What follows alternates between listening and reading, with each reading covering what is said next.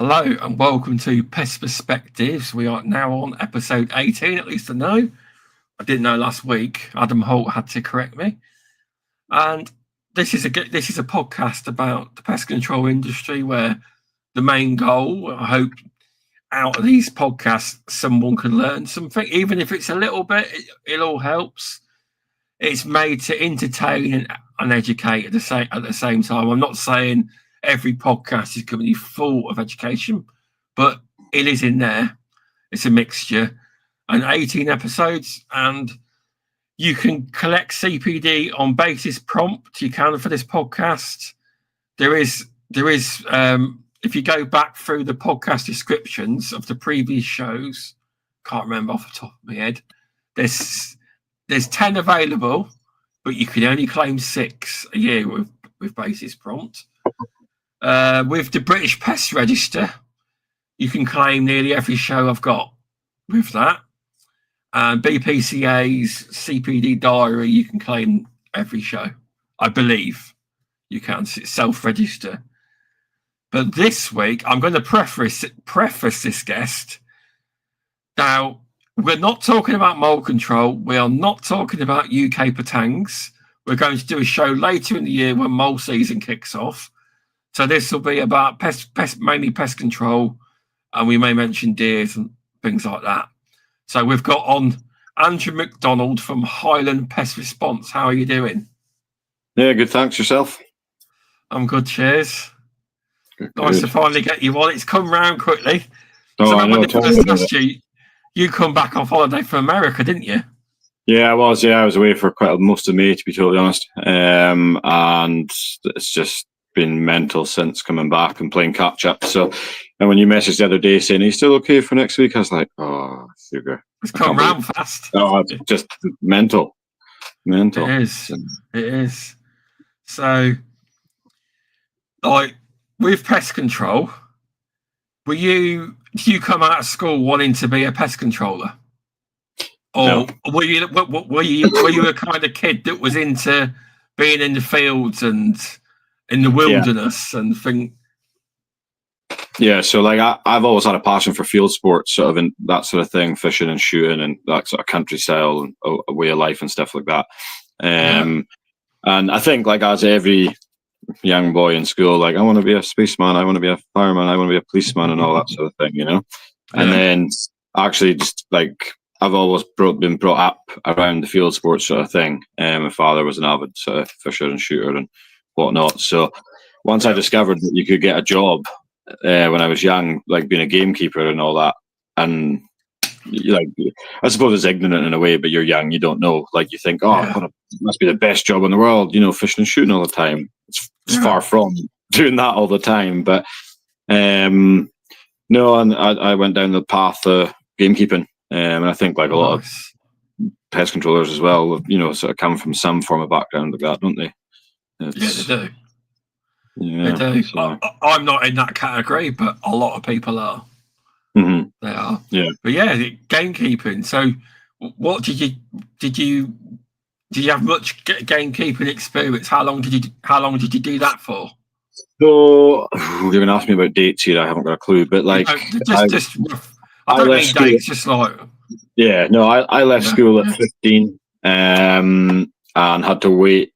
Like, it was sort of coming up to the summer holidays, finished my exams, left school at 15 in 4th year, and went to work straight onto a pheasant farm. And then the day I could sign my leavers form, I went back into the school. I was meant to be back in school and like for a month before signing it, but I just never went. 15? Went back.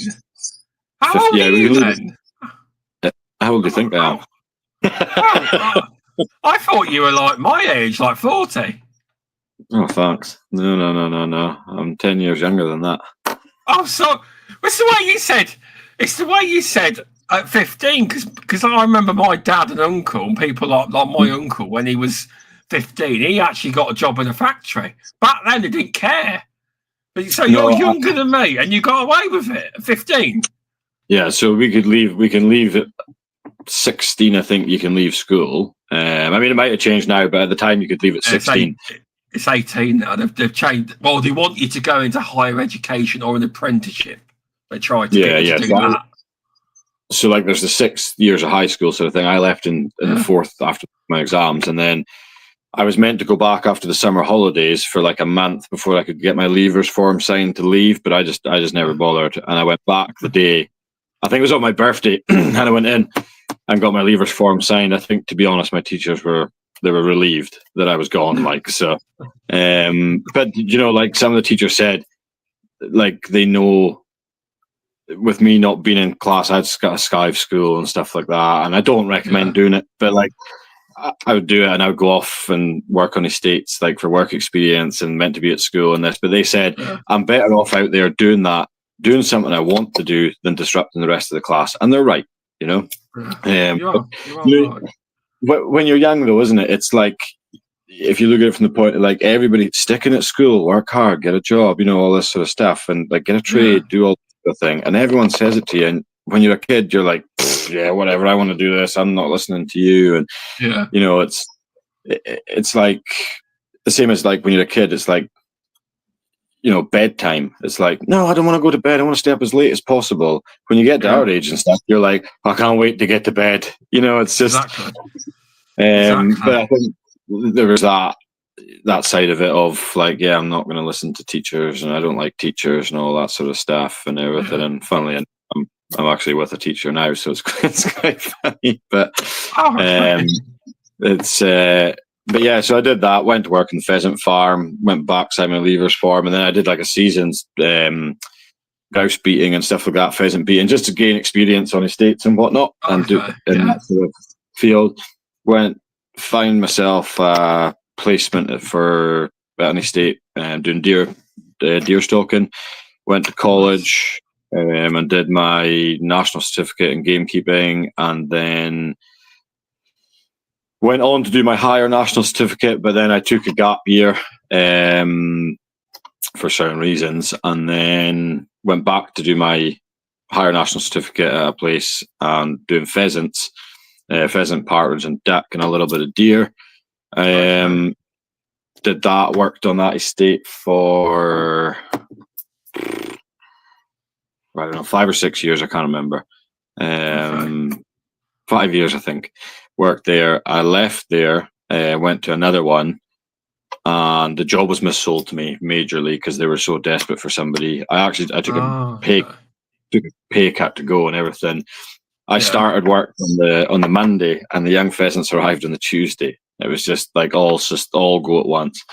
Like I say, the job was missold. Long story short, but I left there after about 6 weeks, and from that point, I didn't know what I was going to do. Fortunately, I was fortunate I could move home with my mother and father at the time. Moved back there, temporary sort of thing, and then decided at that point to go self-employed. And I'd be lying if I said never looked back. But it all has its ups and downs, you know. But we are where we are today, sort of thing. So, and I've never looked back in a sense, but you know what I mean. Yeah, no, that's fair. That is. I just want to shout out a couple of people in chat. Hi to Jason McAfee from Pest Control, and also Adam Edwards. How you doing, mate? Thanks for tuning in. So, when it comes to something interesting, because obviously the UK has got an overpopulation of deer, I believe. Is that correct? Certain places. There's places without it. Is it quite bad in Scotland, where you are? So there's a massive conflict of different opinions on this sort of subject. So like, you've got traditionalist people, and everybody is like, I'm one person that everyone is entitled to an opinion. That's your opinion, that I think it's right or wrong. I generally, that's up to you. But like, you'll get, no matter what you say, if you say it from one side or the other, you're gonna, you know, someone's gonna give a hate or whatever. But you know, whatever. Like I say, everyone's entitled to their opinion. But there is areas where there's a massive overpopulation and stuff like that. And then there is pockets without as many, and they've got a good manageable level and stuff like that. People, you get the traditionalists of traditional deer stalking and stuff like that. excuse me, they go out with a client, they take a client's deer stock and they do a bit of management themselves as well when they don't have clients and go on that, the traditional sort of deer stalker. And there is a place for it. But then we also need to look at the other side of it, of habitat impact, animal welfare as well. When you've got a mass herd of deer, the condition of that deer it's not as good as if you've got less, so they go on about this magic deer per square kilometre sort of thing. But if you've got, there's some places that you, like up here especially, they've got this massive fenced off, forestry planting areas. So the deer are more confined to one area, and the damage on that bit of ground is just significant because of the, they're, what's the word I'm looking for? They're confined to this area. But if you took it across the whole, if you've got somewhere that's 10,000 acres, say, but yet the deer only have access to 2,000 acres, there's going to be a lot more damage in the 2,000 acres than there is in the other 8. But you're taking your deer per square kilometre across the whole 10,000, so it's a false figure in a sense sometimes. But it's there is a need for more pressure on deer management in certain areas. Like I say, where I live, when we moved here, I think 16 years ago or something like that, my mother and father built this house, and you would see the odd roe deer, say, every night on my way home now, it's try not to hit a roe deer. But there wasn't a huge population. There's not still a massive population, but it's just they're now starting to get to that stage of the need to be managed. Because if not, road safety comes into it and stuff like that. How would you feel if you owned somewhere, you've got a mass deer problem, and your deer were all over the road, and it jump in front of a car with a fat young family in it? You know what I mean? Yeah, I've seen them come across the road before. Luckily, we've seen them come in the distance, and you stop for a minute in case there's more, Yeah. But a while ago, was it last year? This year, it might have been this year. Me and my dad's in chat. Hi, Dad. We've seen them in a field, all these deer. And I've never seen them in the open. They were in an open field. They were all across this field. They were. I thought it was pretty cool. I've never seen them like that. I haven't. I don't pay, I know the regulations and the seasons and everything. It's all different down in England and Wales compared to Scotland and stuff like that. But I don't know that much about the way it's done down there and stuff, but I know that there is pockets down there where there is an absolute major problem. Where you've got groups of herds of fallow deer running through places, there's 500 fallow deer. It's really? What's that about? But I think because there's so much small pockets of land, it's they're on one landowner's bit of ground, and then 10 seconds later they're on another one, and whereas up here, our land mass, it's a lot more they've got across 1,000 acres, not 100 acres and stuff, so it's a lot harder down there to control them, I think, compared to the likes of up here. Carry on. No, carry on, sorry. No, I was just going to say, when you were saying about them on the road, I got a few years ago when I got my new truck, I had it I think I had it not even a month, maybe a month, something like that. And I was driving along the road one morning. We'd been out foxing, and I was driving home, and a blinking red hind came out right in front of me. I was actually only doing probably about 45, 50 mile an hour, something like that, max. And by the time I jumped the brakes, then she just went straight into the front of it, and I had to get a whole new front end in the front of my truck, and only had it a month, And ironically, it was actually right beside one of the pieces of ground that I do deer management on. So it was a bit of deer karma, if that makes sense, Yeah. So I was just but, and then that truck obviously got it repaired and everything. That's fine. I just got another one there, another truck, just in April, and I didn't hit the deer. The deer hit me. When I was on my way home the other night, it jumped into the side of my truck I was like, are you fucking kidding me? So, Oh no. yeah, but no, I mean, I love deer, like, this is the thing, but people will call, like, folk who do deer management professionally and stuff, like, we're called contract killers. Yeah, but the problem is, do you think that the public needs to be educated on what can happen? Because I don't think they're educated on they what think damage they can cause. No, they just look at Bambi, and that's the problem. Yeah. The same as, like, the venison market is saturated. Like, it's just like we're getting a lot more pressure, like, across the UK as a whole, we'll say, to put to cull more deer, and it's supply and demand. So when the market's flooded, the price drops, and everyone's moaning about the price of their venison, because we're getting paid pennies for it. Like, I think, I don't even have anything to hand here, but I think the last I was getting was for red and Sika was it £1.40 a kilo or something, £1.40 a kilo, maybe 160, and I think roe deer was like 1.80 a kilo. It's pathetic. Wow. But yet they're being forced to use copper ammunition, which is like 3 times the price of blinking. It's not quite 3 times the price, but it's like double the price of normal lead ammunition. Okay. We're going by a new pickup now. You can't find a pickup that starts with any number apart from a 4 damn near. I mean, you do get cheaper tracks, but like the price of vehicles has increased significantly. Oh yeah, they definitely have. Yeah. Yeah. The price of ammunition's increased. The price of rifles have increased. Scopes, thermals. There's all this stuff, but yet the price of venison's going down. Fuel. There's another thing. Like, but the price of venison's going down. But I think from the public eye, it's Bambi, and this is the problem. Yeah. There's no. I know some of the game dealers are trying to do a bit more promotion with it and stuff like that, but it's just not out there publicly, and like nowadays there's like a lot of this.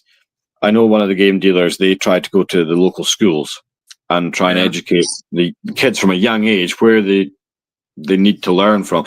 Like, how many people think, especially in the bigger cities, people walk into Tesco, Sainsbury's, Asda's, whatever. Yeah. They think that's where the chicken comes from, or the beef comes from. They don't realise that it's in a field. It's true, because I was watching that, Caleb from Clarkson's Farm Park. He's got a program on Amazon, and he done a tour, but he recorded one of them, and he said that he was in a shop, and he asked this lad, where do you think that milk comes from? And he went, the supermarket. And he says, it broke my heart that children don't know where milk comes from. So, but there's no education for it.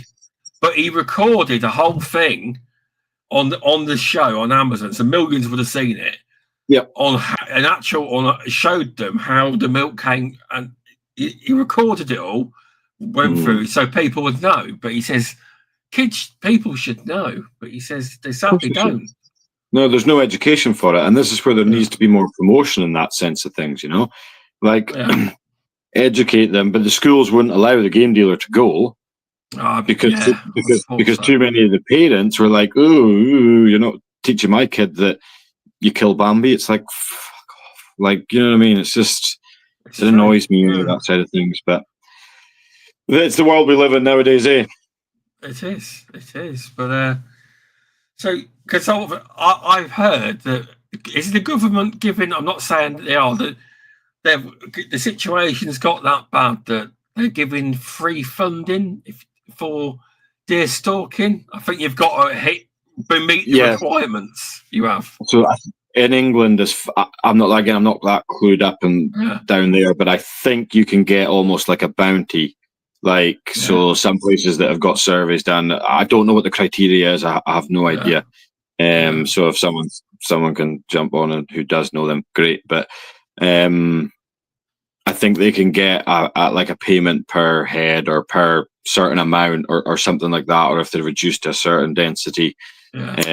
Up here, there's, as far as I'm aware, there's nothing like that. But there is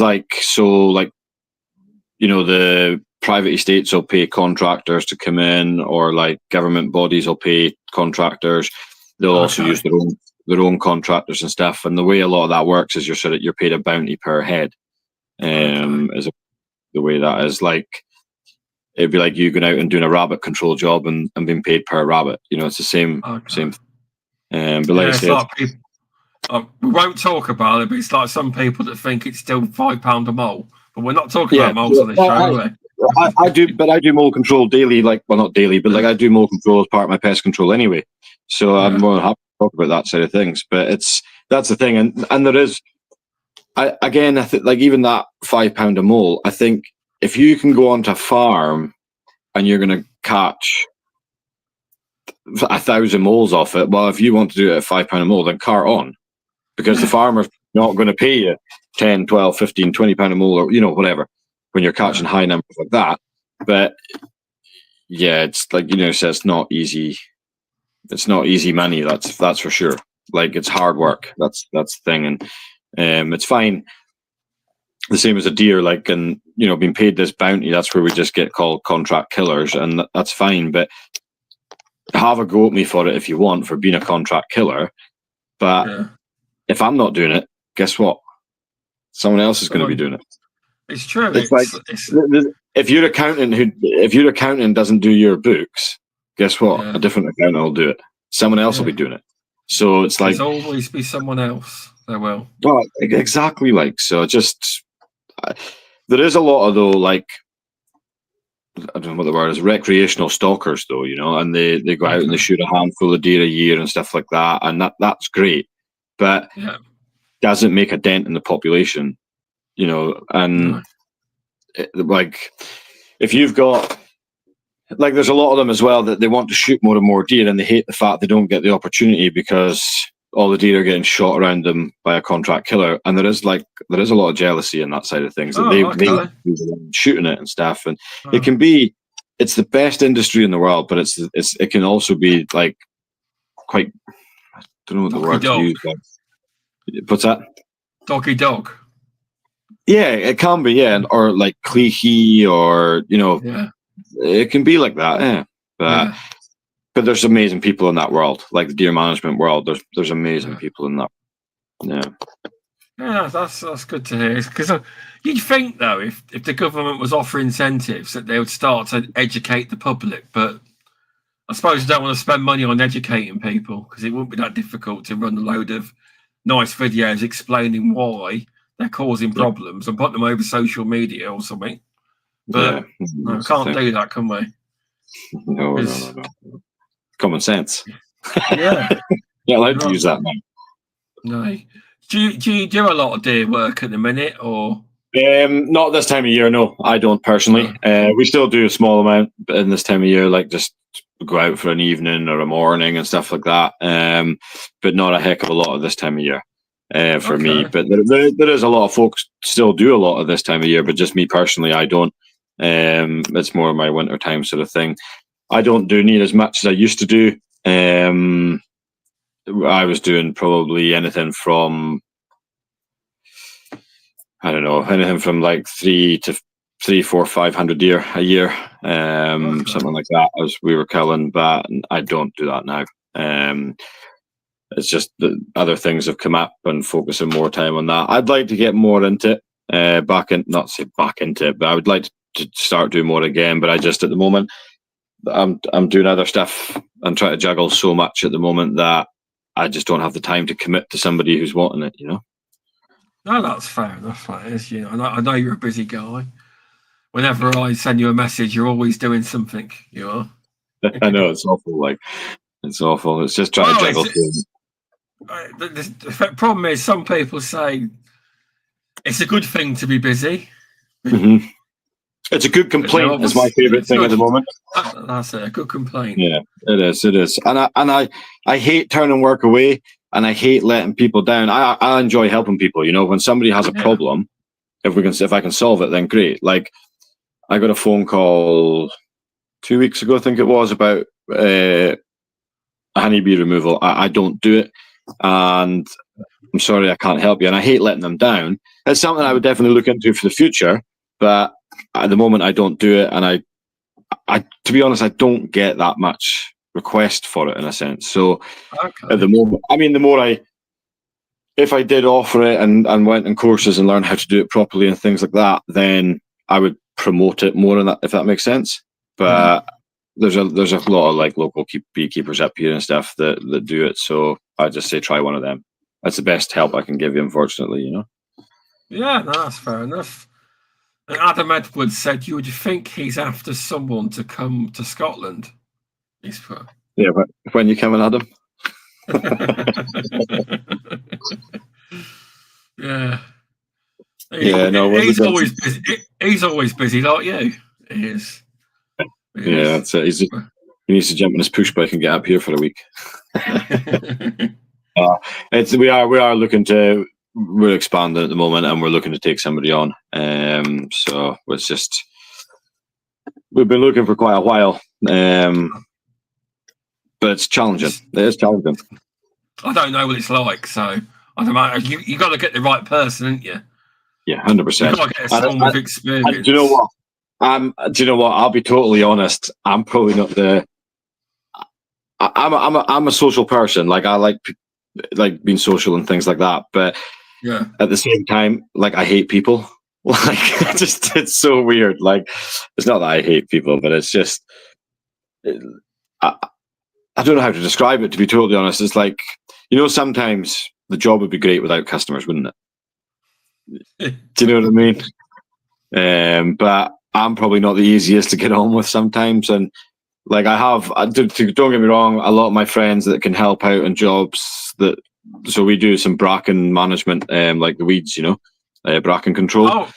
So do you do that then? Yeah. So like with a quad bike and a roller. Is the method used because we're not allowed to use chemicals on this site. So we roll it twice a year. It's over a period of 5 years, and by the end of the 5th year, like year 6, it should be gone. But it'll never be completely gone. So could you explain for the podcast and me what that is? Mm-hmm. What's bracken? It's a fern is the best way to describe it. Like it's a plant that grows out there. Right. It grows. I don't know if it's bad with you guys down there, like across the rest of the UK, but up here in Scotland it is bad. Like there's massive patches of it, and it drowns out light from stuff below. Stuff doesn't grow. All that sort of thing. It's like a rhododendron bush. You know how they just spread like wildfire, being invasive and all that sort of stuff. So yeah. But do you know what? Actually, I don't know. I don't know if bracken invasive or not. I don't actually know, to be totally honest with you. It doesn't matter. You need to work on it. It's got to be controlled, and it also helps clearing these areas as well. They're like sort of bigger open patches. It also helps them because the site we do the deer management on as well, so it also helps us with that. But the regen in that area now that we're rolling. It's and controlling that bracken. It's made a huge difference. Like there's so much young regen popping through, like birch regen. We're getting a lot of oak regen and stuff like that as well. That's nice then. That's really good. You keep on top of it, and the bracken should die off and not come back, and it's not going to be shaded out, so that young trees can then sprout into bigger trees and help capture carbon and all that sort of stuff. But like at the moment we're trying to plant just now, and like one of my friends, he's been helping me out, been able to do that for me whilst I've been busy with other jobs and stuff. So I've got a network of folk that I can sub stuff to and whatnot. That's nice. As and when I need help, so it's really handy. But there is that side of sometimes it's letting go of the rein in a sense when you're used to doing something yourself. It's difficult, eh? It is difficult. If you ever find the right person to join your company, you're gonna have to learn that. 100%, 100%. Like one of my friends, he did stuff for me through like a few years back. There, he did stuff over. I can't remember. A few months he was working for me anyway, and we got on so well anyway. It was quite easy for me but because I knew him. It was easier, but it's letting go of that reins and stuff and trusting them to do that properly. Because it's like, if they mess up, it's on me. If I mess up, it's on me, but that's fine because it's on me. It's like, like just as a prime example, I've got a pigeon job to do just now in a warehouse, and I went round to look at it there a couple of weeks ago. Actually, I'm just getting around to doing it now. But nice simple job, pigeons in the rafters. Nothing's ever simple, but you know what I mean. Then checked it out, and I'm like, oh yeah. I was like, just sort of looking up, and I was like, there's gas lines running on the rafters. Oh no, you can't shoot, can you? Not on all of them rafters. No. So no. I mean, yes, like on the gable ends, there's none. So we just got to hope that the pigeons are sitting on the gable ends. But it's you take into account your risk assessment there. Yeah. How confident are you with margin of error? It's yeah. So things like that. Like if that goes wrong, it's on me. Sending someone else to do that, I'd be sweating. I'm not going to lie, I'd be sweating. But the more you get used to somebody and somebody's, you get used to taking, like, you get to know each other and know their capabilities and stuff like that. I think it would be definitely easier. It's going to be like I've never employed somebody full time before, so it's going to be a huge learning curve for me. Well, I think I might be wrong. It'd be good, but I think to start with, you probably have the person with you for a little bit. Oh, so yeah, 100%. Yeah, totally, 100%. And it'll be a massive learning curve for me as well, but I'm looking forward to it because I like that challenge, that's but good, that is. We had an interesting conversation today. I've kind of gone. I've been lucky that one of the places I worked as a gamekeeper, we were surrounded by high-end individuals, we'll say. Nice. Very good. High-end in business and stuff like that. So I've been fortunate in that sense to pick up some tips from them. And, like you should really think about X or Y or, sort of things. And I never really took it on board, to be totally honest. And when I was in the States, we were actually staying with one of these guys, and I haven't seen him. It was quite nice because I haven't seen him for quite a while, and it was nice to go over and stay with him and stuff. And we were chatting about business and stuff like that. And there is a big difference in working for a wage and running a business. Yeah, there's a big difference in it, and speaking to different folk about it and whether they're high end or not, it's so interesting, the varied opinions. And I've grown too fast. Okay. And it's not a good thing. But like again, I was having a conversation today about stuff, and by probably this time next year, it could be potential, if not sooner, potential for having another person full time. Nice. It's good. It is. It's good to get different perspectives, because I've had a few conversations, and because I do want to grow, like eventually. Yeah, maybe run 2 vans and into the future, and it all stems from we're investing into a new website. We're talking to a few people. Good. And I've recently been asking people for more advice and trying to take it on board, and because you're just going to be like a sponge. Yeah, you're just going to be like a sponge and absorb it. Yeah, you have. But no, that's pretty cool that he went out to America and you got some advice as well. So.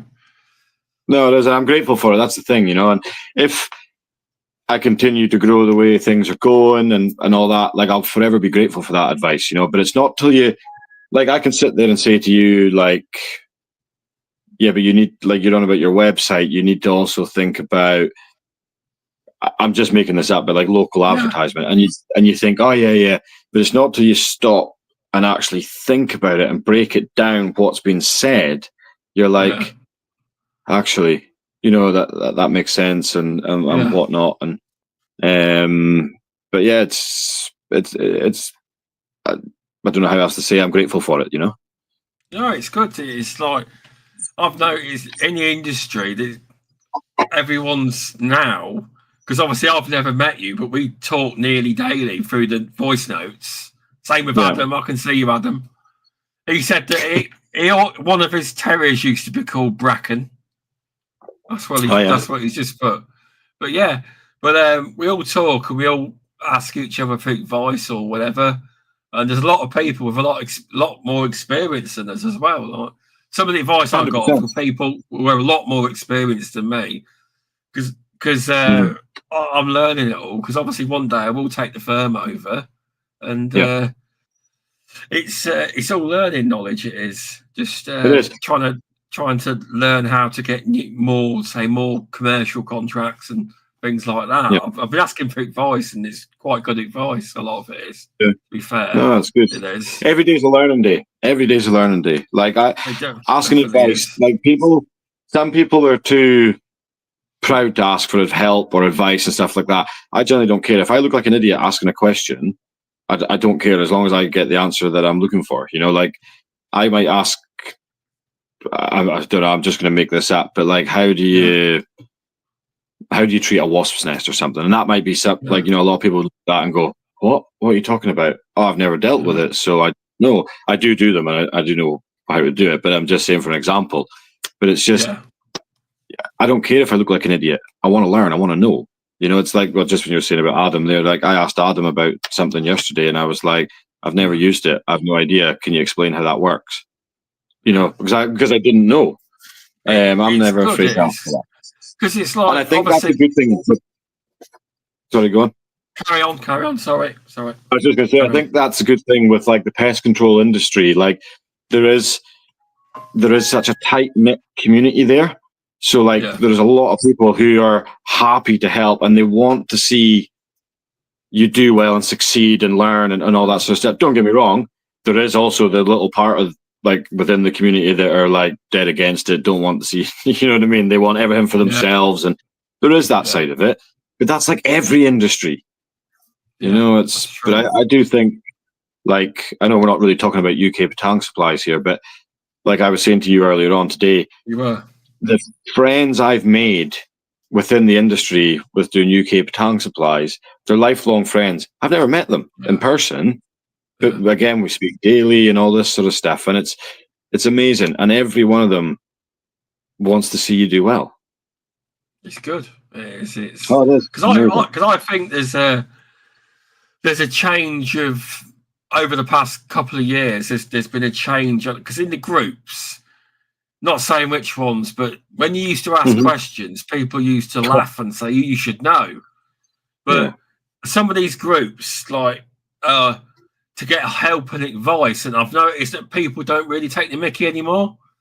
And if they do, people go, "Well, hang on," because there's certain, like, I can't remember, it was ages ago, and I think I was in, I don't know what group I was in. I put, "This is an educational group. Why are you laughing at it?" Or it's to get different, because obviously with the change of the guard and how we do wasp nests with chemicals, etc.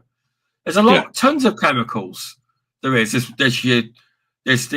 all sorts. So if you've never used them, you're asking for advice, isn't you?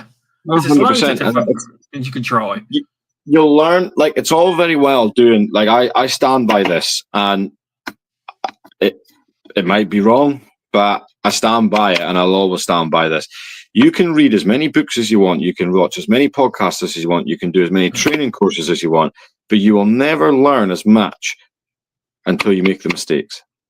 Making the mistakes and being on the job. That's how you learn the most. Like, I can read, I've got a first aid course next week coming up, right? And I can tell you right now, I've been doing them for years, and I get it. But every couple of years it changes. You know, like 1 year it's like, don't give chest compressions. The next year it's, no, give chest compressions, but don't give mouth. But, you know, they change all the time. But I walk out of there, like, I walk out of that first aid course and I'm like, what the fuck did I just learn?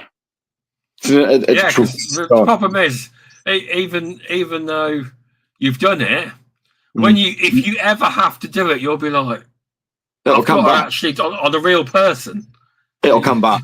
Like I've had to do, not CPR or anything, but I've had to do like pretty like emergency first aid, we'll call it, on someone, and it just came flooding back like that. You know, and I'm just like, it was to do with a knife wound is what it was, but it was just like where it was like, oh shit, you know, like we need to get this dressed up and stuff. And it's like, you think it's not hard to tie a bandage, don't get me wrong, but it comes flooding back to you when you go to use it, you know. It's the same as if you think to like I haven't done. I'm trying to think of something I haven't done for a long, long time that I don't actually know. I'm just trying to think of something there, but you get what I mean. Like the point of it, it comes flooding back to you. But when you leave that room, it's out your brain, And when you're on the job, that's when you learn. It's trial and error. It's true. It's like when you do your courses. It's like your RSPH level 2 award in pest management, or all the basics. Yeah. Can you remember every single thing that was in that? When I was doing it though, my brain melted. I wrote it all down. Don't get me wrong, but getting it to stick is different. Yeah, 100%. But I've still got all my notes now. I have. If you ever need to go back and look. Yeah, but another thing, it's you when you don't use something as well, you lose it. I'm a great believer in that. See, with that level RSPH course I did, the level 2 Pest Award in Pest Management Award, because there's a lot of thing about it. I passed my rodents first time, but I failed invertebrates and the health and safety by only a few points. Yeah. But what cocked me up was cockroaches. I don't do them. I had to learn it all, but it didn't stick. But next time round, it stuck because I'd gone back and learned that much. Yeah. But I've never done them before, and still to this day, we haven't got a job for them. I imagine you don't get them. No, I'm not saying you don't get them. Maybe you do. I don't know. I've never had a call for it. I don't know. Around there, I think you do deep in the cities, but we don't work deep in the cities. We don't. Yeah, we're so rural in the Highlands. Even a city Inverness is the closest city to me, and even then, it's like a town to you guys. To be fair, I mean, I live in the smallest county in England, but Rutland is probably bigger than where you are. It is. Well, I think I'm in Roshire, but Sutherland up from us, I think it's the biggest county in the UK, if I remember right, or it might be Scotland. I can't remember, but it's the biggest county with the smallest population. It's mental. But if you look at the map from north of Inverness, say the first, it's sort of split up. You've got Inverness Shire and whatnot, and then you've got Ross and then you've got Sutherland and Caithness is a little bit at the top. But it's like I say. Maybe in Inverness you get cockroaches. I've no idea. I don't know. I've never had a phone call for them, or I've never heard anyone talking about them, so I don't know. It's the same as like bed bugs. I don't touch bed bugs. I have no interest in doing it. I have no interest at all in doing it. I've never done it. I haven't got a clue. Wouldn't know where to start. If you put me in a room with bed bugs and said, I know what they look like, but if you put me in a room with bed bugs and said treat that, I'd be like, yeah. I mean, I'd give it a go, but whether it would be right, I can guarantee it probably wouldn't be right. But when you don't, well, that's fair. That is. Yeah. Jason's just put, I learn better from acutely doing the job more than sitting in the classroom. Yeah, a lot. 100%. So basically, 100%. most people are more practical. Yeah, I am. I'm thick as shit. When it comes to people. When you put an exam in front of them, it's different. It's like that's what I had to go back a second time to do my invertebrates and health and safety regulations. Second time, I did it second time round, but I wasn't far off first time. It's annoying when you've got a few points off, and like, can you just give me it? It's like my driving test. I had to do when you do your theory driving test. I failed because you get the multiple choice and the hazard perception. I failed my multiple choice the first time by 1 mark, but passed the hazard perception. So I went for the reset, and the second time I failed the hazard perception by 1 point and passed the multiple choice. Goodness. I'm like, see, when it comes to actually passed that first time. What's that, sorry? I passed that first time. But literally, I got on the dot numbers. So had I got one less, I would have failed. I'd say it was pot luck more than anything. my third time when I passed it, I just passed it. But like the driving side, no problem at all. Like the practical side of it, like I'm openly admit I am thick as shit when it comes to like that type of thing, like technology. Adam will laugh at that one because he knows what I'm on about there. But but so's like, Adam. Adam's not that. That's what I'm saying, because we both regularly say that to each other. But like I'm thick as shit when it comes to that type of things, and like academic side of things, and like I'm fine on like QuickBooks or something like that to an extent. I can't do anything technical on it, but I can do my invoicing and all that sort of stuff, and I can use a computer, I can type. But doing paperwork side of things and like exams and paper and writing, I'm bad with it. Yeah, like I'm really bad with it. And like I was saying to you, I'm like, oh, can we just check this link works and stuff? I'm not good at that. That's why I picked this, because it's far easier. You don't have to make an account. You click, put your name in, and you're in. Yeah, so you got to make it easy for people. You got to make it easy for people to come on the show. No, 100%. But that's like I'm a great believer in the saying of work smarter, not harder. Like, why make your life more difficult than it needs to be? It's like I was getting sick, like doing report pads, say for like contracts and stuff. I was getting so like, my handwriting's like a flipping 3-year-old's. Like, honestly, it's like, I'm trying to find something I've got written down here. You don't need to show me. You're all right. But it's terrible. But like on the writing and the reports and stuff, I'm like, So I ended up like a couple of years ago, I was like, right, sit down and turn it into a tick box. So like designed my own report like for myself. I made everything like a tick box. So like site checks, tick, bait box refreshed, or service tick, search for dead tick, bait box topped up tick, insect pads tick. I just tried to make everything a tick box, like, and then like your product that you've used, so whatever it may be, you just write your product name in, and then it would be your active ingredient tick and all that sort of stuff. So there is still a writing part to it for comments and stuff like that, but it saves so much time. I'm looking and thinking of going to the digital version. I'll be honest. I was thinking about to say that. I think digital will make it so much easier for you. It would, because also you can these tablets. When it gets used to your voice, you can actually talk, and it will type it in for you. So you can do that as well. I do that with my Google Maps all the time when I'm driving about. So that might help you. That might. Yeah, no, that's the thing. I mean, it's great when sometimes my missus, she'll come out with me for the day and stuff like that. If she's like at a weekend, if I'm working, or like in school holidays and stuff, and I call her my PA. Like, it's brilliant. She's just my PA and does like, I'm like, here you go. I'll tell you what to write. You write it. At least. Yeah.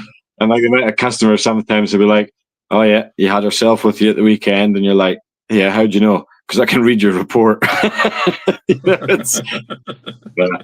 Or like things like on the computer and whatnot. I'm like, oh, how'd you do this? And she's like, give me the thing, and she'll do it, and it's handy, like, Oh, that's what it is. Yeah, that is. But definitely works smarter, not harder. That's good to hear. And sorry I missed your message, Jenny. Thanks for popping on. She's from America, Pestidrum Podcast. Hi. Okay.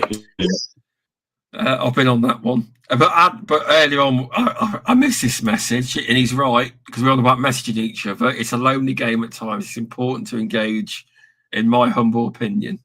I think that's what it means. Yeah, obviously, I'm not as lonely as others, because I do work with my dad, but a lot of people are. They are. So I was saying that. So, like, actually, like, I'll probably get some hate for this, but I'm actually a seasonal water bailiff as well. So we're out at night times, like throughout the night, patrolling rivers and stuff, looking for poachers and stuff like that. Protecting salmon and all that sort of thing. But we'll not get into that too much. But again, I was saying to the head bailiff the other day, like, it's a lonely job. Like, I know there's this big thing just now. Well, not just now, and that's actually really bad to say. But like, there's this, there's a lot more out there to do with mental health and stuff like that nowadays, and a lot more aware, and it's a big thing and everything.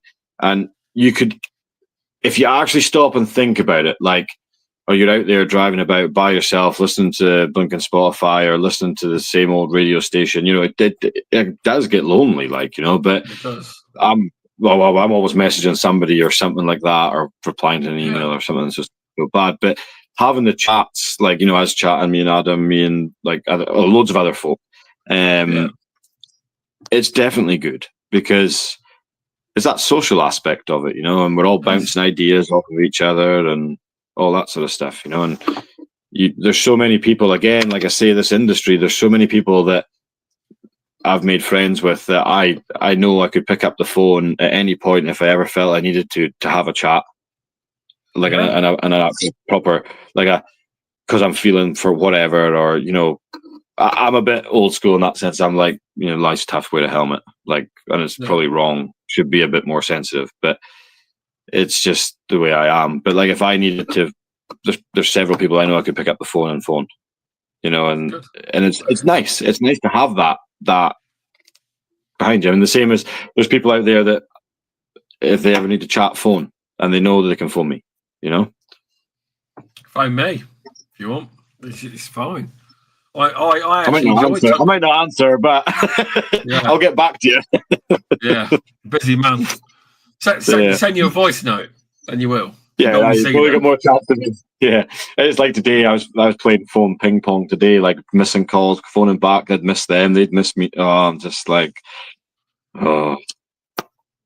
That's fair. So, do you do a lot of rodent control, mice control? Do you do a lot of that? Do you?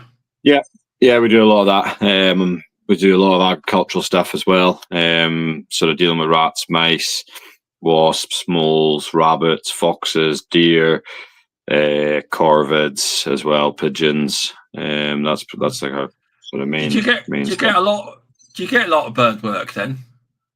No, I don't. For certain things like lambing time, we'll do like hoodie crow, carrion crow control sort of things for farms. And like if there's crops getting hammered, as well for crop protection, we will do stuff there. As for bird work to do with like pigeons and stuff like that for buildings and stuff, no, I don't. And gull work and stuff, but I don't push it. I don't advertise it. I will. There is some customers I'll do bird work for, but very, very limited. Like I wouldn't take on a big proofing job or anything like that. I would if one of these places wanted it done, we'd certainly organise it and deal with another company to do the works and subcontract to them. There's no problem at all. But we're getting asked more and more for it, and there was the conversation I had today, like I say, and next year might look a lot different in terms of that sort of thing. But it's that is. Yeah. You got to keep evolving and thinking of new ideas, and you got to. You just got to. But we don't generally do bird work at all. It's not our thing. But it's on our website. It won't be on our new website. It won't be. Okay. It won't be. Would you do that if someone for pigeons in a shed or something like that? Would you do that, or tell them to open the shed? But we don't really do things like that. We don't. However, there is a demand for it. We don't really get the calls for it. We don't. But when we do, we've got other pest controllers in the area, and we recommend them because they use. Yeah. There's one Pacific one that does do bird work, and we pass it over to him. James from Pest ID is a nice guy. He is. Yeah. That's what we're doing. Yeah. There we go. Right. See, this is the thing. Like, it's nice to have that network that you can pass stuff to. Like, you know what I mean? Like the bee work, we pass bee removals to Elliot from EM Pest Control. He's over in Leicester, but we pass a lot of work to him. Yeah, because he does it. He knows what he's doing. He does. Yeah. So, and it's good that, and like I like that with folk, and it works both ways. You pass stuff to them, they'll pass stuff to you. It's and you know, and it's good, and it should work like that. And that's like I've I'm not going to go into this with too much detail, but like, Don't need to. there's stuff that I've got somebody else that they're doing stuff I've passed to them. They phone me about stuff up here, and that's great. But then I have done like trying to sub stuff to other folk, and they've done that and tried to stab me in the back. So now I'm like, nah, bugger you, like, you know. No, And I can't be asked with it. Like, so I can't. It annoys me. I just can't be bothered with it. Like, so I'd just rather not take the work on. You know, it's the old school way of thinking, but it's the way it is, isn't it? No, exactly. Your rodent control. Do you do any? Because obviously you're into the shooting. Do you do any shoots with ratting? Do you do? Yeah, that? I do. Not a mass amount of it, but we do it. On one of the sites, a waste site, so we try and get in there as much as we can, as much as they'll allow us. And we're always. It's management. It's not. You're never going to eradicate it. It's management, you know. Exactly. And it's we do that there, and then there's some farms as well where it's the best option for us. Can you talk farmer? Can you talk farmer? Do you get on well with the farmers? Can you talk farmer? I can't. I can't. It's hard to get on with them. It's you've got to be. They don't trust you. You've got to be that way. Like coming from gamekeeper world, you'll be fine. But when you're outside that world, it's a little bit hard. It is. It can be cliquey. Like it can be cliquey, the farming industry. But the farming industry up here is really good. Like, and everyone helps everyone and supports everyone and stuff. But the Highlands is a massive place, but it's such a small place. Everybody knows everybody. Like you can't fart up here without someone 50 miles away knowing about it. Like, you know, it's like, it is absolutely ridiculous. Like, and how big an area it is, but everybody knows everybody. Yeah, no, it does sound like a big area. It's probably because Rutland's my hometown's probably got where I live, population over 40,000. Yeah, so like I don't know what the population is in the village we're in here, but like the 10 miles away is like the closest town with a supermarket and things, you know, where I grew up in Tain. And I think its population is probably like 5,000 or 6,000, something like that. Oh, so Rutland kind of is bigger. Oh, maybe. Yeah. Like, and there's nothing up here. Like, I'm just actually having a look at this to see what the population of, like, Inverness is our biggest city. I can't believe what Adam's just said. Oh, you can't talk farmer, talk to the farmer's daughter. Adam. That gets you in trouble too, though. So I just in 2021, Inverness had a population of 82,383, and that's the closest city. So we are smaller.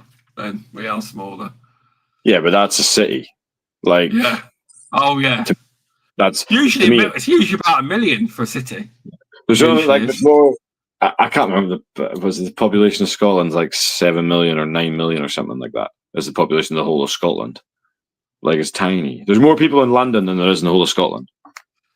Well, that place is too busy. Yeah, I hate it. I've been there. It's fine, but it's busy. Have you ever been there? Yeah, I was down there in February. It's hot, isn't it? It's just clammy. It's pollution levels. Yeah, that's what does it. I noticed this time it wasn't as bad, but like a few years ago when I was last there, before then, you would go into like your hotel at night and you would take like a face wipe, you know, a baby wipe or whatever. You go like that, and it was just like black with like pollution and dirt and soot. Yeah. You know, it wasn't as bad. I got a couple of mates that live there. And I asked them what's going on. It's so sticky. I said it's the humidity. He says no, mate, it's the humidity, but it's the Since COVID, he says the pollution levels have gone up, and he said that's what you're feeling. It's the humidity mixed with the pollution, but he says it feels like it's sticky. Yeah, I remember driving to I was at Gatwick. We were driving. Well, I wasn't driving. Like we were getting a taxi or an Uber or whatever it was out to the airport, and as you're driving, you can just see this like haze, and it's just like, not for me. It's too busy. I get like. I get blinking annoyed when things are too big. Like Inverness is too busy for me.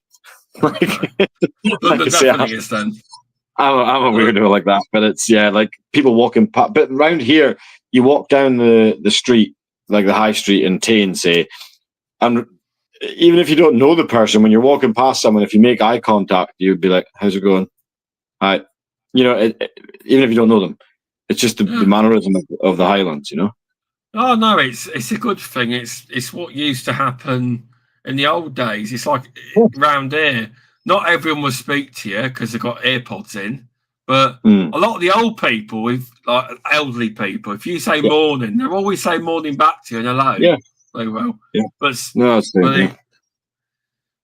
nice. That still exists up your end. Where I live, it's fine, but I can imagine cities. We're still behind the times. I would say, you probably are, maybe, but what else was I going to say? Do you do a lot of rodent proofing jobs? Minor proofing, not major proofing.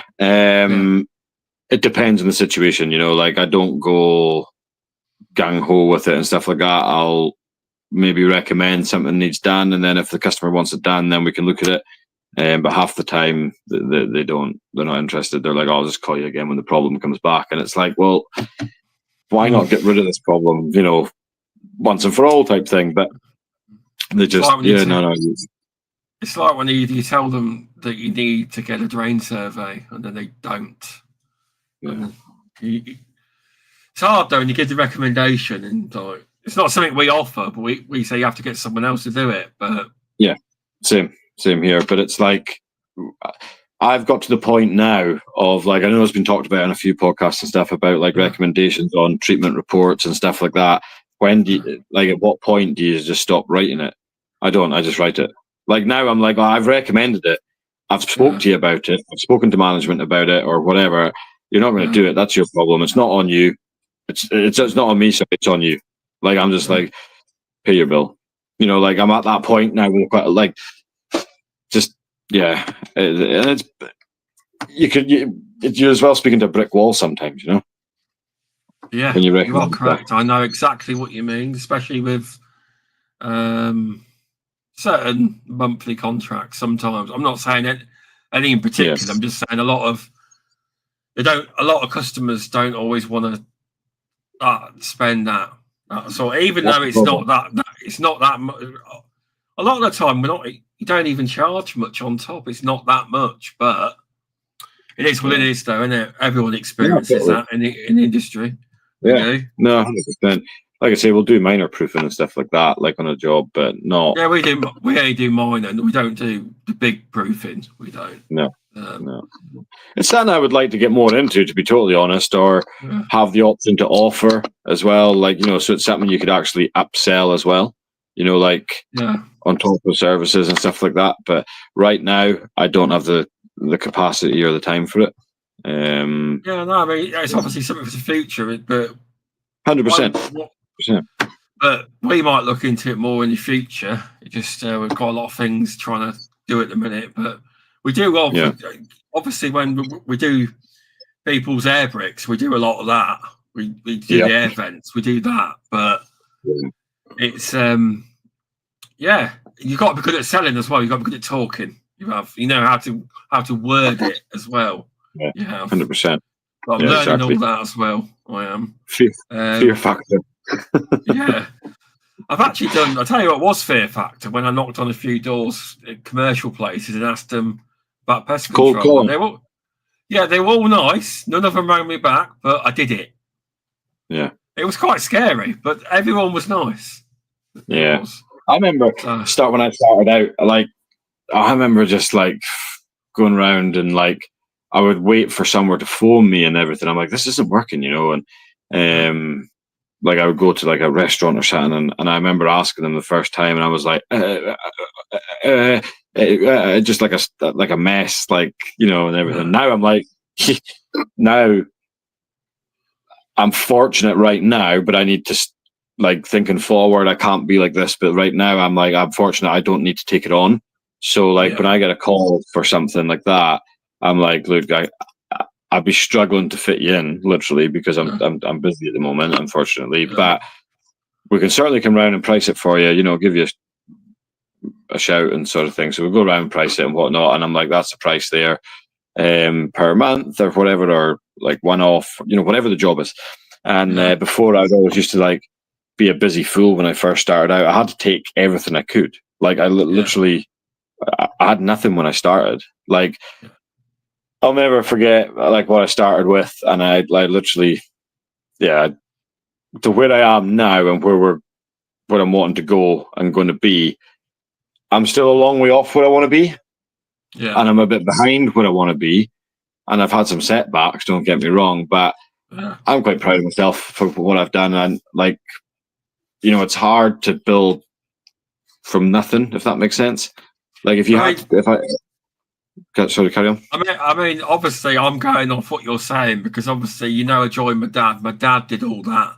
He built the business up. So he told me it took him 6 months to get his first call.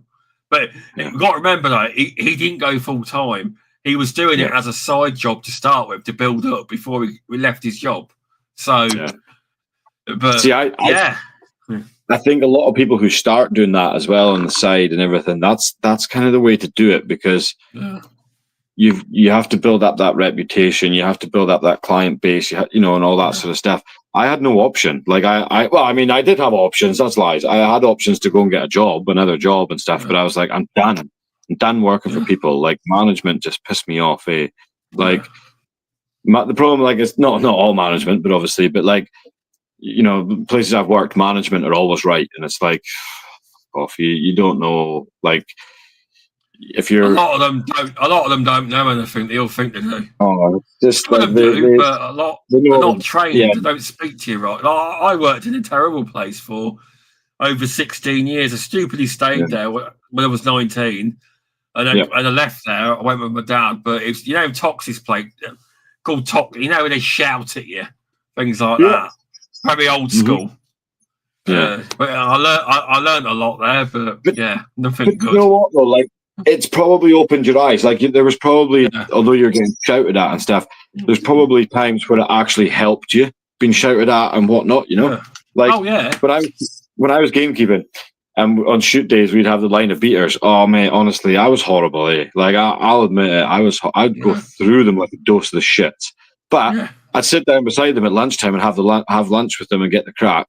And then the next day, like 10 minutes later, it was forgotten about. It was like just at that point because I was like so stressed about stuff, But like when you like management though as well, when they've got a little bit of knowledge of every department in a business, they think they're a fucking expert on everything, and it's just like no.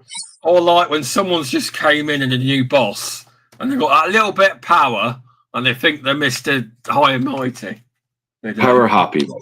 That's it. But it's like, and again, like me taking someone on, right, and then becoming a boss, as a sense, like whoever I take on, they're only put like 50% of what I put in, if I'm lucky. It's like they don't care. But people, like I find a lot of like management, bosses, whatever, owners, whatever, they expect so much from their staff, and it's like, well, hold on a minute, are you paying them the same as you're paying yourself or your manager? Not so why the fuck would they do so much? It's just like it's true, common sense. Yeah, I know, but like this little power trips and like it's like if you worked for, I'm just going to say a hotel because it's simple to sort of use, but there's loads of different departments within a hotel, and you've got a general manager who knows a little bit about HR, a little bit about front of house, a little bit about the kitchen, a little bit about this, but he's an expert in it all. And you're like, no, you're not. Actually listen to the people who are doing that job. Like, listen to the people who, are on the ground, boots on the ground, doing that job. Listen to them. Seek advice from them. They'll respect you more as well. It's just, but I got sick fed up of it. So like I say, when I started, I had no choice, but okay, I could have got another job or gone and worked anywhere else or got a random day job, whatever. But I wasn't not that type of person anymore. And I was just at that point, and I was like, I have to succeed. And I had failures and everything. But the best thing that I was told, and it's so true, and it still stays with me today, is when you make a mistake and fail fast and move on. And you learn from it as well. If you don't learn from it, you've made the wrong mistake. Yeah, you've not made it properly. You've not made the mistake properly, and don't be afraid to take the risk as well. And it's so easy for you to sit and say, because it's worked out for you and all that, to take that risk. Yeah. I shit myself every time, still to this day, when I take a risk, especially like when it involves like big financial risks. Yeah. But you would though. Oh, I do, I do.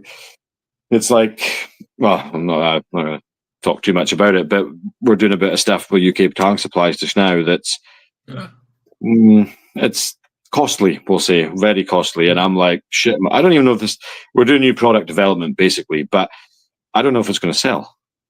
Yeah. I've invested a lot of money into this, but if you don't try, well, exactly. You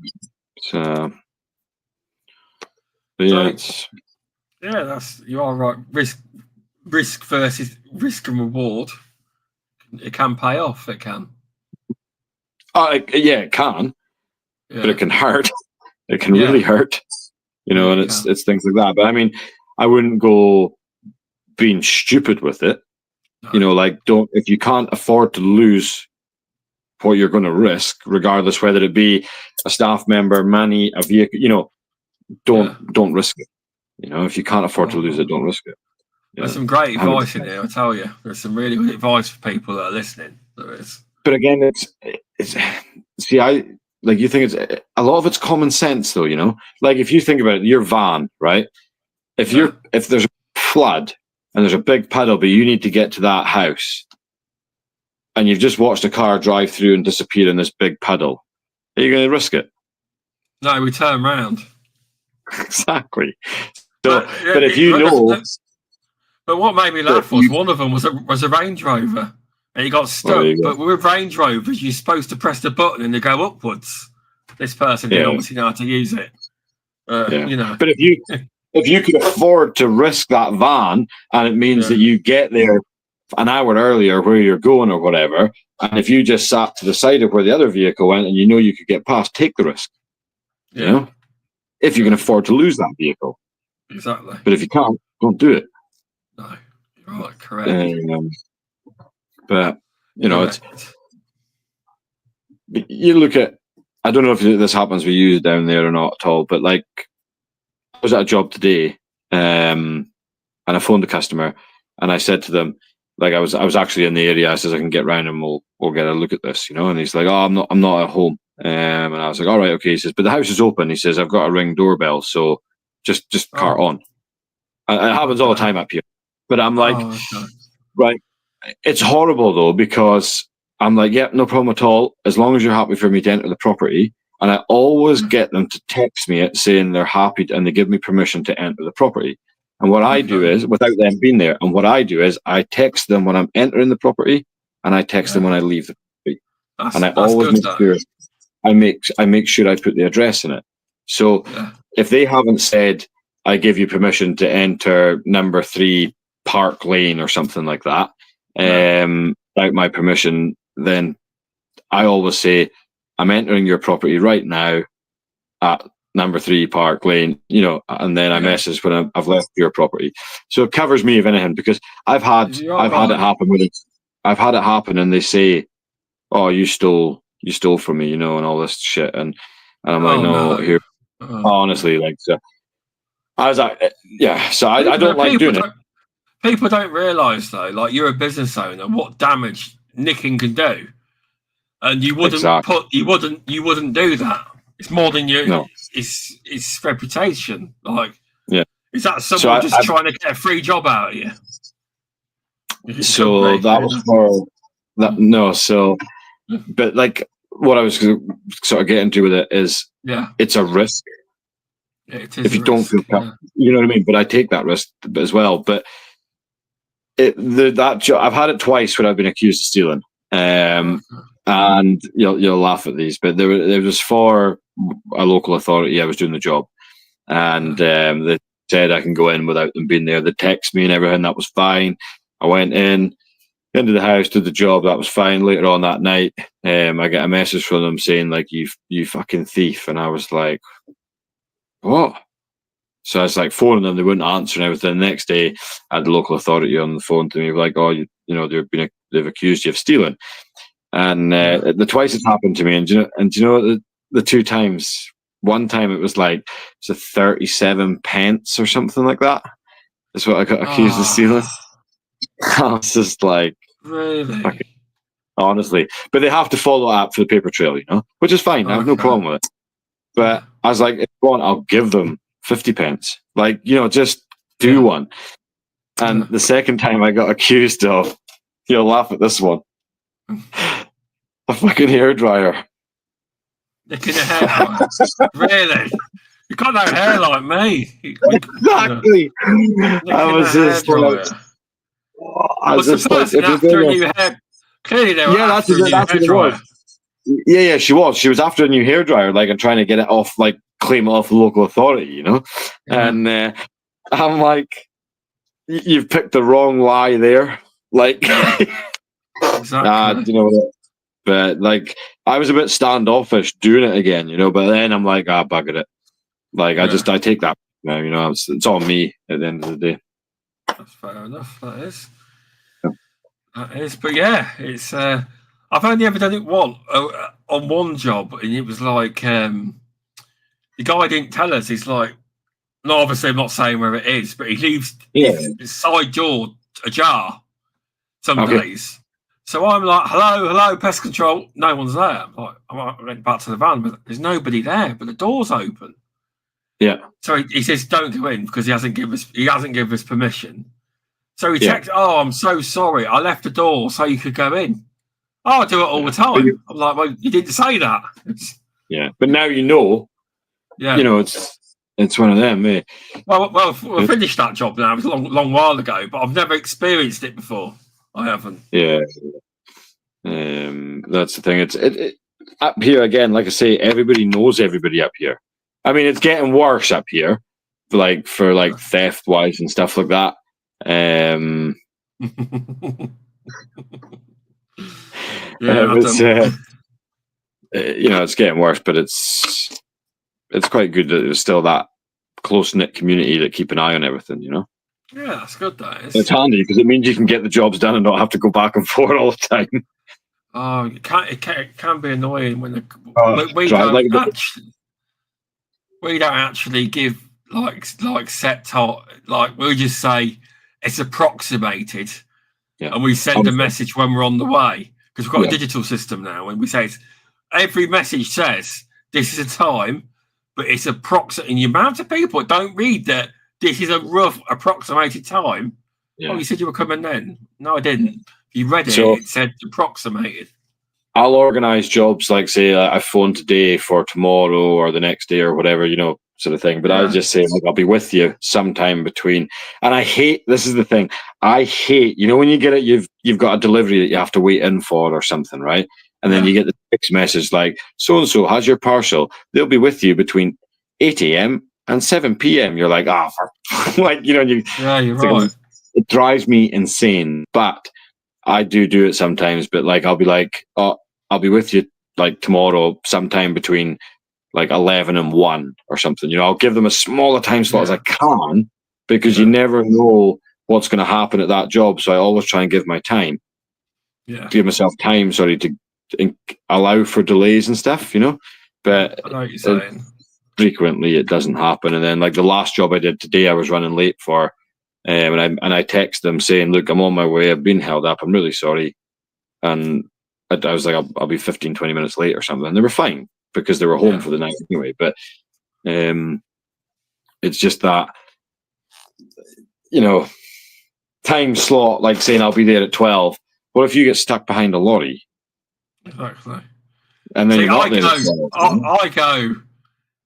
be there about 12-ish. It's just my favourite word.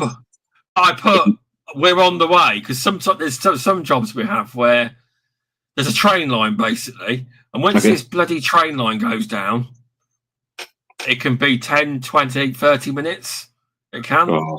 So, but that's more towards the West Deeping side. There's like a train line that it's a massive one. But generally, I tell the people that obviously it depends on if we make it past the train line. Mm-hmm. So, no, but they're aware. You know what I mean? That's the thing. Yeah. It's like this. Like when you're saying "ish," that's my favorite word. It's like I don't always use it, but it depends. Yeah. I don't always use it. Oh, you don't always? Sorry, I thought you said you always use it. No, I do use it sometimes, but I always use it. Like you can't be wrong, then, can you? No, exactly. I wasn't late because I said 12-ish. Might be 2:00 now, but it's still ish. But no, I'll say that like for return visits and stuff like that, follow-up visits, it's like, I'll be back I'll be back to you in about sort of 5 days ish. That covers me for up to 10 days. You know what I mean? It's just I always say ish, and I always make a joke about it and say I must stress the ish part. But I try to, but it's just sometimes when we're busy, you can't. Sometimes there's jobs coming in quicker than you're getting them blinking done, and you're sort of chasing your tail the whole time, But the area we cover is massive, so there's a lot of driving. So we cover about 25 miles to sometimes 35, but that's a contract. It's like there's like jobs on the way. But Gotcha. Do you cover much further than that then? If I like this, I find this amazing. Like, and to me, it's hilarious because, like, I know a lot of folk I speak to, and they're like, "Yeah, we just covered a 10-mile radius," and I'm like, "What?" And they're like, "Yeah." And they've got 10 miles, we'd be dead with no business. However, if we've got a job where it's worth it, we will go further afield. Yeah, no, I totally get that. Yeah. Everything, I'll go as far as you want for the right price. But like people, covering a 10, 20-mile radius and like they've got 4 employees. I'm like, what? Like, I don't know how you do that. But for me, I can't understand that because the density of people, down in these big cities compared to up here, it's different. So if you're 10 miles in London, it's very different. Exactly. So like I don't even have a radius in that sense, but like if I covered a radius of 30 miles, I wouldn't have a lot of work, put it that way. But for example, on Friday there past, I think I was actually saying to you, like, I'd gone to that job and they knew I was going on Wednesday. They were told on the Wednesday I was going. That I was going on the Friday, and it was for a school. And the primary schools they close at 3 p.m. up here. Some are now different, but they were told about it and everything. That was great. Thank you very much. See you on Friday, sort of thing. Turned up, and it normally takes me to get to this place about 3 hours or something like that of driving to the place. Yeah. It took me 4.5 because of traffic and tourists on the road to turn up, and you have to get a ferry as well. And okay. I turned up, and the school was closed. I was not impressed, to say the least. It's strange, isn't it? Well, no, what it is they closed because they've got the new closing time on a Friday afternoon. They now close at 12:30 and not 3. But no one thought to tell me. Like 12:30 for a primary school seems very strange. It does. I think it's down to the staffing levels and the pupil levels. It's a very remote school. So there's not a lot of people. But like I travelled, like, say, it took me 4.5 hours. So basically, to put it into perspective, I did 9 hours of driving. But I had other jobs to do in that area, but I did 9 hours of driving on Friday for 3 jobs. Oh, man. Yeah, that's not good. It's a big area up here, It sounds it. It really does sound it. I wasn't happy. Like, I was not happy. You told me. I heard the voice note. Yeah, and that was tame. that was tame. Yeah. Yeah. But I think if the cars in front of me could have heard me that were holding me up, it would have been a different story. But it's just like, but our area is massive up here, and that's the problem. We lose a lot of time traveling between jobs and stuff, so that's what sets us back a lot and stuff. So, but I mean, it's nice because our like on the drives, it's stunning scenery, and it's beautiful, and on a nice day, on a wet day, it's not. But we take it for granted, Well, yeah, everyone says to us, you must go Rutland Water all the time. It's beautiful. I'm like, we do go, but more so now they've got the kids. But a lot of people never go. Yeah, all the tourists love it. It's a tourist attraction, obviously. But you take it for granted when you're there, It's like this. Yeah. This North Coast 500 that we have up here now, like going around the North Coast, like the 500 miles around the North Coast of Scotland. And it's a stunning, and I honestly highly recommend anyone to come up and do it. Like, it's beautiful, especially if you get the weather for it. But in the summer, like, this time of year, be prepared for midges. But like, just come and do it. It's brilliant. However, if you see my van behind you, pull in. But like, it's I see it every day when I'm doing my work every day, and you take it for granted, And it's bad. I shouldn't take it for granted, but you do. Everyone takes the local area for granted, don't they? They do. Of course they do. Yeah, they do. So so I reckon I've took up enough time. That was a fun conversation, Andrew. That was. Yeah, that was good. No, it was good. An hour and 26 we got. But that was a fun conversation. Thanks for coming on. No problem. And thanks to everyone, Jason, McPhee, Adam, Jenny in chat. But thanks for tuning in. And I would say, do you want to tell people where they can find... Oh, why is it focusing? I got a new camera. There we go. It auto-focuses. As you move. Yeah, gotcha. Yeah, I'm getting used to it. Do you want to tell people where they can find you for Highland Pest Response or not? Do you want to just say, or do you just want to say UK Batangs at the end? You can. Yeah, I mean, you can get in touch with me, no problem at all. I'm more than happy to speak to anybody, about anything if I can help in some way or whatever for Highland Pest Response or UK Batang Supplies. It's no problem. Highland Pest Response website at the moment is literally just a homepage because of reasons that I was hacked, and I've never put it back up properly. Someone hacked me and tried to steal my domain name and everything like that. It's never been back up since, and we're working on it at the moment now. I've gone to a new website person, and we're working on getting a new one done and stuff like that but not in the immediate future. But the contact information's on there if they need to get in touch for whatever reason, and the same on UK Batang Supplies. If I don't answer or whatever, leave a voicemail, I will get back to you. So yeah. I will put it in the description. It currently isn't in there, I don't think, but I will put them both in the description after. Yeah, no problem. I will. Thanks for watching, everyone, and I will see you next week. Next week, we have Mark Porter on from Porter's Pest Control. We do. He celebrated 8 years he has in the business. He's built up. That'll be a good story. Yeah. But Jason said, thanks both. A really good podcast tonight. I'm using Batangs tomorrow on a few mole jobs.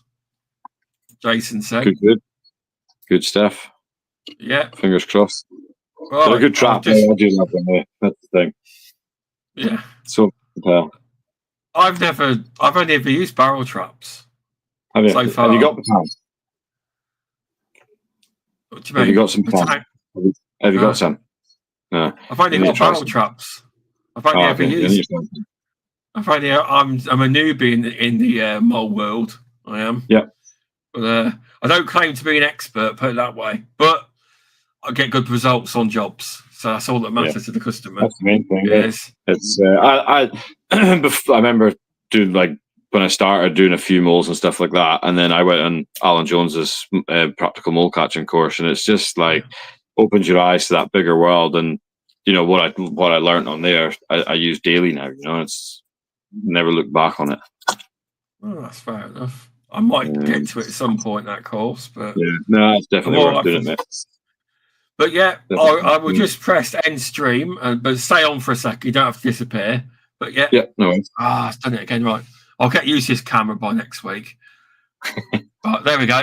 Right, thanks everyone, and I will see you next week. And thanks to everyone watching and listening on Facebook, YouTube, LinkedIn, and after the fact on all podcast platforms, Spotify and Apple Podcasts. Please leave a review on Apple or Spotify. It helps the algorithm.